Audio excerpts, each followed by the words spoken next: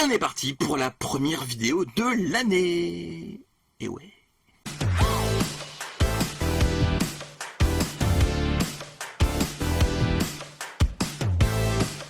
Graouh les gens, vous allez bien? C'est Legoshi. Et Legoshi, on se retrouve aujourd'hui pour la première vidéo de l'année, comme je l'ai dit il y a 20 secondes, à peu près. J'ai deux choses à vous dire avant de commencer. Premièrement, eh bien bonne année déjà, parce qu'on est la nouvelle année, jusqu'à preuve du contraire. Donc bonne année à vous. J'espère que cette année se passera très bien pour vous, que tout se passera comme vous voulez, plein de bonnes choses, la santé surtout. Du coup, voilà, j'espère que tout va bien pour vous. Et également, je prépare une FAQ pour fin janvier, mi-janvier, je sais pas, ça dépend. Donc dites-moi en commentaire si vous avez des questions à me poser pour la FAQ. Du coup voilà, une, plusieurs, comme vous voulez, j'en prendrai, j'en sélectionnerai. Vous pouvez en poser également sur le Discord, il y a un serveur dédié, enfin un canal dédié, enfin un groupe dédié, enfin il y a un truc dédié pour la FAQ sur le Discord si vous voulez rejoindre le Discord. Voilà, et bien on va commencer la vidéo. Et de quoi elle parle la vidéo d'ailleurs? On va parler aujourd'hui des nouveautés 2024 qui m'intéressent. Alors évidemment, toutes les nouveautés de 2024 n'ont pas été annoncées. Évidemment, c'est les nouveautés qui sont annoncées là, maintenant, tout de suite, à l'heure actuelle, à l'instant T. Donc, je vais vous en montrer 10. Voilà. C'est pas des présentations en détail. Pour les détails, il faudra attendre les vidéos dédiées. Parce que forcément, je peux pas trop détailler. Je vais juste dire pourquoi ça m'intéresse, tout ça vite fait. Mais forcément, je les ai pas lus. Donc, du coup, sachez juste que chaque manga dont je vais parler aujourd'hui aura une vidéo dédiée. Voilà. On va commencer tout de suite avec le premier manga qui s'appelle Welcome Back Alice.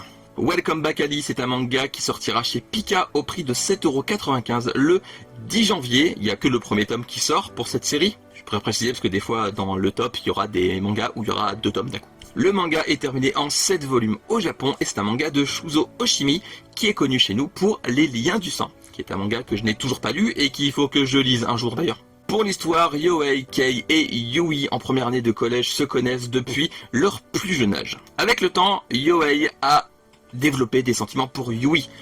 Sauf que Yui, elle, ressent des sentiments pour Kei. Leur amitié va être mise à rude épreuve par ce triangle amoureux. Mais à la suite d'une mutation professionnelle de son père, Kei doit quitter brusquement, Tokyo pour Hokkaido. En même temps, c'est pas de sa faute. Mais du coup, le triangle amoureux est terminé vu qu'il n'en reste plus que 2 sur 3 si vous arrivez encore à compter. Quelques années plus tard, Yohei est toujours aussi attiré par la ravissante Yui. Mais une nouvelle élève dans leur classe va mettre un peu le bordel. Cette nouvelle élève n'est autre que Kei. Et j'ai bien dit une nouvelle élève. Vous avez un peu compris le thème du manga? C'est un manga qui va donc parler de transidentité. Kei va donc partir en tant que garçon et revenir en tant que fille. Voilà, donc forcément, la relation entre les trois va être un peu compliquée. Déjà que c'était déjà un peu compliqué de base, là ça va être encore plus compliqué.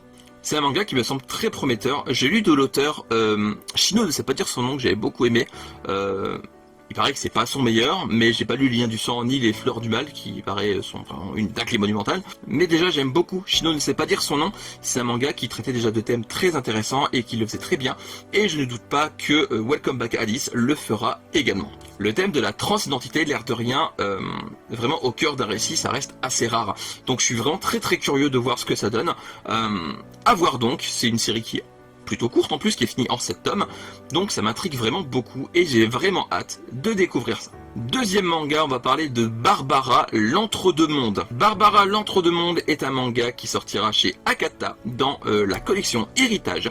Il y aura 2 tomes au prix de 19,99 €, en sachant qu'au Japon c'est fini en 4 volumes, c'est donc 2 tomes doubles. D'où le prix qui paraît peut-être un peu élevé, mais en vrai pour 2 tomes doubles, 19,99 €, c'est largement abordable. C'est un manga de Moto Hagio, je sais pas du tout comment le dire, qui arrive chez nous en force depuis, un an, en vrai. Il y avait déjà eu des mangas de Moto Hagio, je sais vraiment pas comment dire son nom, je suis désolé, je vais dire Hagio, d'accord.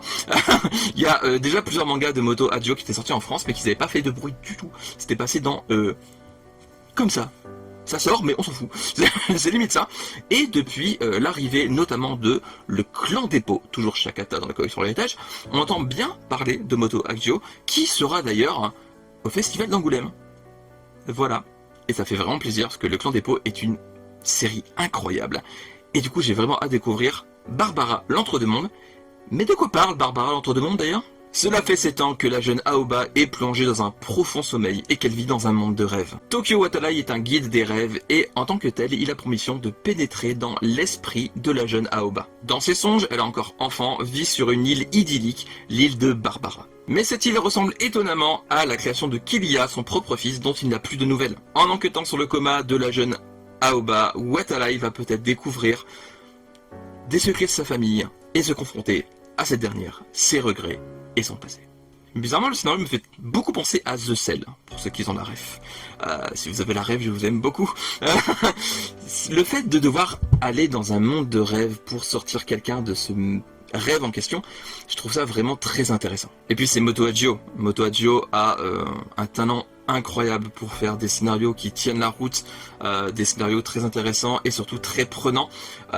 Je pense que c'est un manga qui va énormément me plaire. Donc je le redis, c'est fini en seulement 2 tomes, 2 gros tomes, hein. À 20 balles, ça va pas être des tomes comme ça, hein. J'espère pas en tout cas, mais c'est un manga qui est ultra prometteur. De toute façon, dès que vous voyez Moto Hagio sur la jaquette, c'est prometteur. Direct, cherchez pas. D'ailleurs, petit bonus, je l'ai pas mis dans la liste, mais sachez qu'il y a un one-shot de Moto Hagio qui sort également, qui s'appelle Léo, au cas où, si vous voulez vous renseigner dessus. Mais en tout cas, Moto Hagio est signe de qualité pour moi depuis le Clan des Pots que j'adore, et j'ai vraiment hâte de voir ses autres œuvres en France, parce que tout n'est pas sorti et tout n'a pas été réédité. Et je pense notamment à autre chose dont je parlerai plus tard. Troisième manga, on va parler de #DRCL Midnight Children. On va dire DRCL, c'est quand même plus simple. DRCL, c'est un manga qui va commencer avec son premier tome le 25 janvier chez Kiyun au prix de 7,95 €. Il y a actuellement 3 tomes en cours au Japon. C'est un manga de Shinichi Sakamoto qui est connu chez nous notamment pour Innocente, sa suite et également Ascension. Je n'ai de mémoire aucun manga de cet auteur, donc je vais complètement découvrir ses œuvres avec ce manga. Parce que DRCL, c'est une réécriture de Dracula.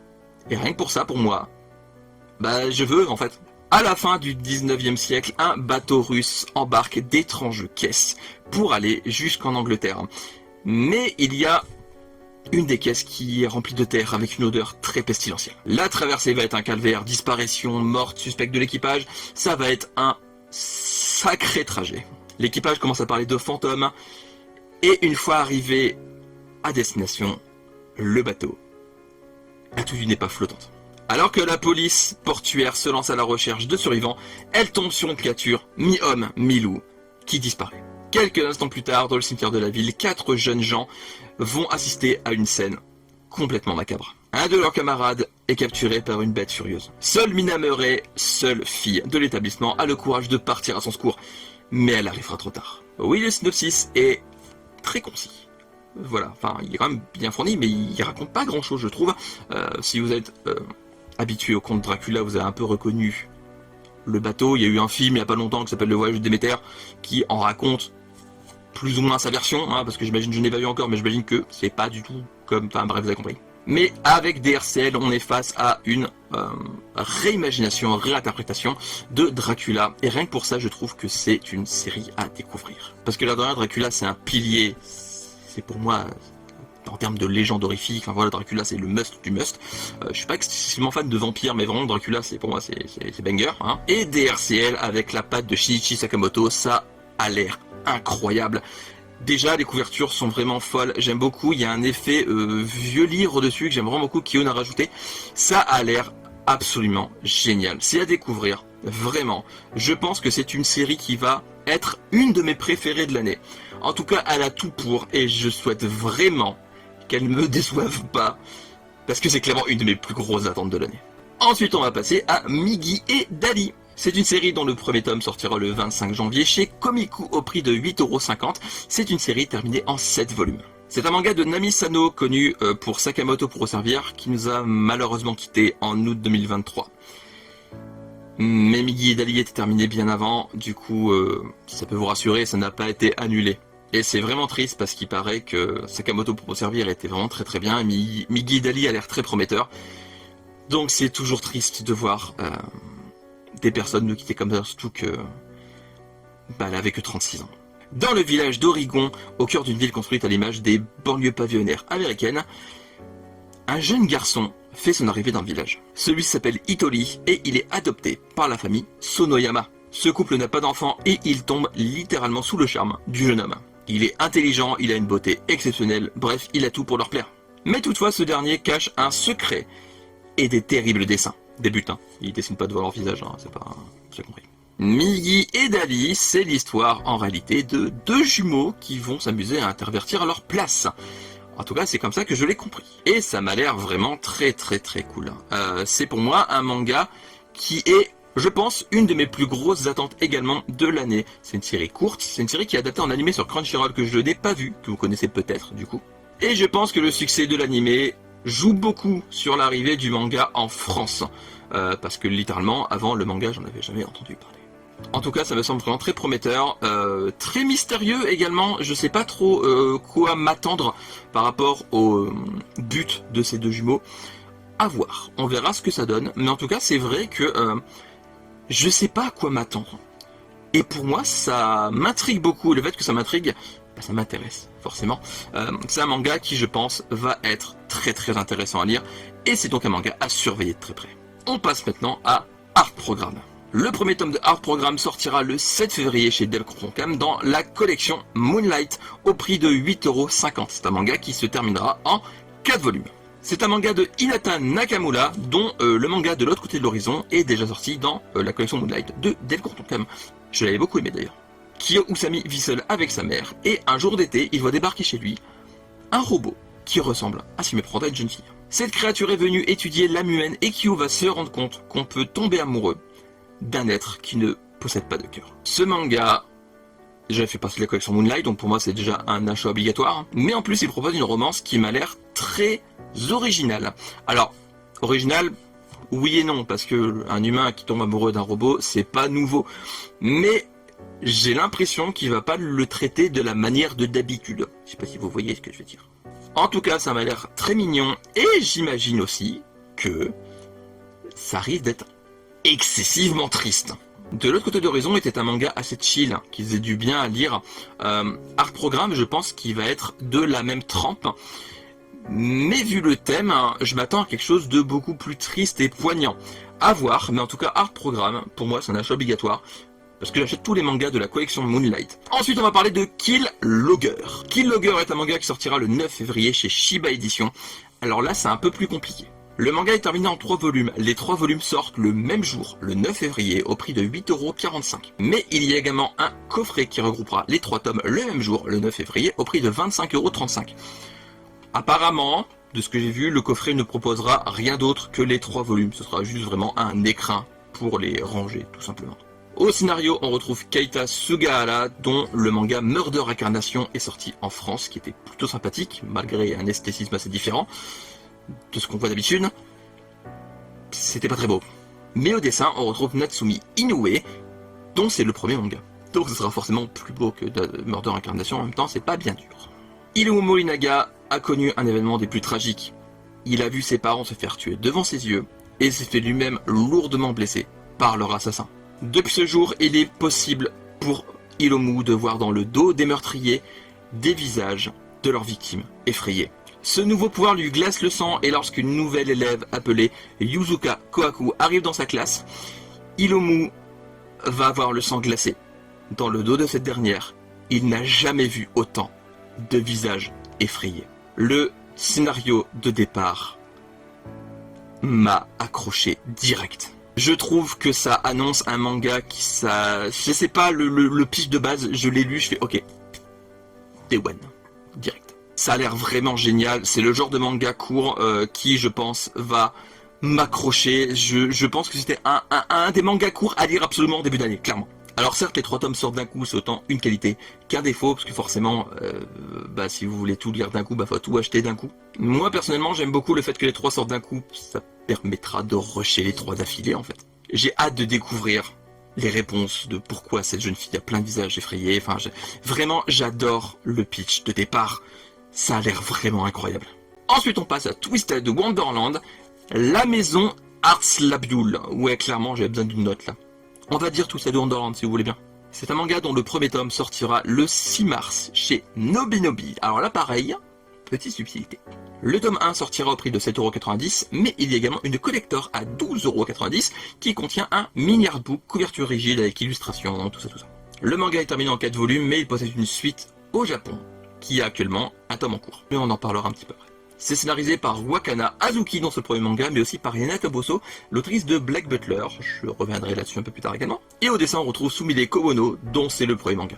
Alors que Yuken s'apprête à rentrer de son entraînement de kendo, une étrange calèche se dresse sur son chemin et l'emmène dans un monde inconnu, Twisted ou Wonderland. Solution naturelle abrite la mystérieuse académie Night Raven et ses 7 dortoirs, dont la maison Ars Yaboul. C'est dur à dire. Ce dortoir est régi par la Reine de Cœur. Yuken n'a aucune idée de la raison de sa présence ici, mais en tout cas, son séjour risque d'être mouvementé. Twisted Wonderland est tiré d'un jeu mobile édité par Square Enix et développé par F4 Samurai, qui n'est pas sorti en France, malheureusement. C'est un manga qui est également édité par Disney, enfin supervisé par Disney, parce qu'en fait c'est un jeu Disney. En effet, j'ai dit Reine de Cœur tout à l'heure, vous avez un peu deviné, chaque maison est régie par un garçon qui représente un des méchants ou méchantes de l'univers Disney. Et pourquoi je parlais de l'autrice de Black Butler en tant que scénariste tout à l'heure, parce qu'en fait c'est elle également qui chara-design et qui co-scénarise le jeu mobile. Enfin, pour la co-scénarisation, je suis pas sûr, j'ai pas trouvé, mais en tout cas chara-design c'est sûr. Après, vu qu'elle co-scénarise le manga, j'imagine que oui. Je sais pas pourquoi je regarde en haut, y'a rien. Bon, c'est un manga Disney tiré d'un jeu mobile Disney, ça me paraît évident que j'allais l'acheter, enfin je veux dire... Voilà. Et puis il y a marqué autrice de Black Butler, donc forcément il y en a un là qui...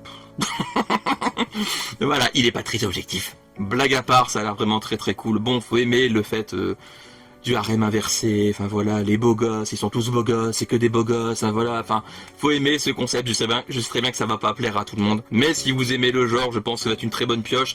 Quand je disais qu'il y avait une suite, et que c'est un peu particulier, c'est parce qu'en fait, chaque série va être consacrée à une maison, la maison Ars Yaboul, c'est la première série en 4 tomes, la nouvelle série, c'est pour les Savannah Claw, le nom VO, donc il n'y a pas le nom VF pour l'instant, et du coup, bah, c'est la maison de Scar. Ça a l'air vraiment très cool, c'est Disney, puis ça a l'air vraiment très cool, enfin, c'est Disney, ça a l'air vraiment très cool. Ouais, je suis vachement objectif pour celui-là, oui. Si vous aimez les harems inversés, je pense que c'est une très bonne pioche. Si vous aimez Disney, c'est encore une excellente pioche. Si vous aimez les car design de Yanato Bosso, bah c'est la giga bonne pioche. Si vous aimez les trois, bah alors là c'est des one, hein, je veux dire, y a pas de raison que... Voilà quoi. Le prochain manga, il s'agit de Silent Blue. Silent Blue est un manga qui sortira le 6 mars chez Delcourt Tonkam dans la collection Moonlight au prix de 7,99€. C'est terminé en un seul volume. C'est un manga de Hikori Ando dont les mangas Snow Illusion et Souls Guardian sont déjà parus chez nous, j'en connais aucun des deux pour être honnête.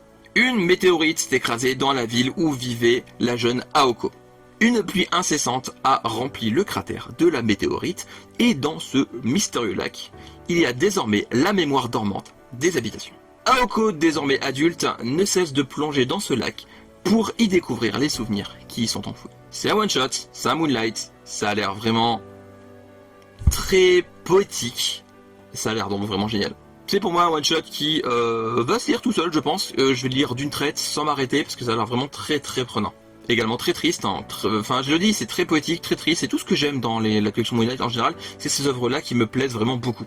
J'ai vraiment hâte de voir comment ça va évoluer, si Aoko va y découvrir des choses intéressantes dans ce lac en question, et ça a l'air d'être un one-shot sur lequel on peut compter cette année. Vraiment, s'il y a bien un one-shot que j'attends beaucoup, c'est celui-ci. Ça a l'air vraiment très très bien. On passe désormais à ma plus grande attente de l'année, Kindergarten Wars. C'est un manga dont les 2 premiers tomes sortiront le 4 avril chez Kiun au prix de 7,95€. C'est un manga qui compte actuellement 6 tomes au Japon.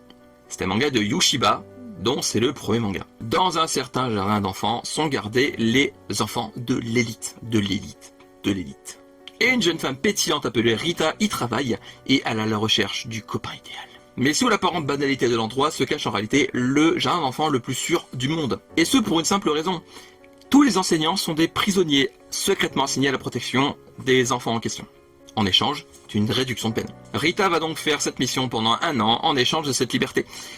Et comment vous dire ? J'ai pu lire les premiers chapitres en anglais de Kindergarten Wars sur l'application de la Shueisha. J'ai eu des fous rires monumentales. C'est à mourir de rire. J'en pouvais plus, j'en avais mal au ventre.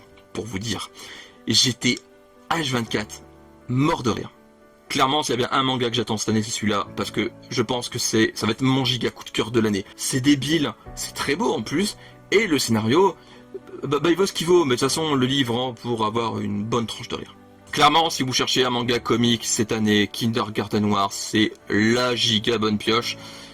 Je vous le conseille grandement. J'ai lu les premiers chapitres, j'ai peut-être lu l'équivalent du tome 1. Je pense que j'ai dû lire l'équivalent du tome 1. Et vraiment, si tout le manga est comme ça, c'est même plus une bonne pioche au stade, c'est un banger, hein, c'est une masterclass. Enfin, lisez Kindergarten Wars. J'ai trop hâte de les voir arriver, de pouvoir les lire en français, parce que c'est pas que je comprends pas l'anglais, sinon j'aurais pas lu l'équivalent d'un tome.